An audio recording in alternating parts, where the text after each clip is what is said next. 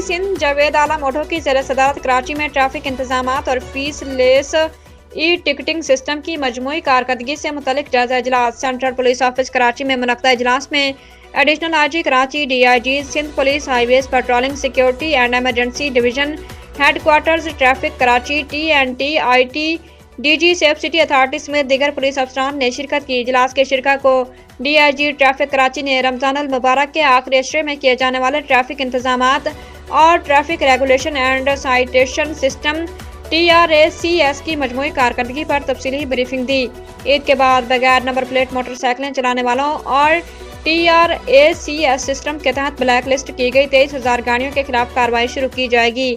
DIG traffic Karachi 27 अक्टूबर 2025 से अब तक तकरीबन 6 लाख ई टिकट्स जारी किए जा चुके हैं। सिस्टम की बेहतरी, अवामी सहूलत और सर्विसेज में इजाफे के लिए मुख्तलिफ नौयत के इक़दाम भी किए जा रहे हैं। आईजी सिंध जावेद आलम ओढो ने कराची में हालिया दिनों में ट्रैफिक हादसात में अचानक इजाफे का नोटिस लेते हुए डीआईजी ट्रैफिक कराची को हिदायत दी कि वाक़यात की शफाफ और जामे तहकीकात करके रिपोर्ट पेश की जाए। उन्होंने हिदायत दी कि तहकीकात में हादसात की वजूहात और इनके इंसदाद से मुतल्लिक मौसर तजावीज़ भी शामिल की जाएँ।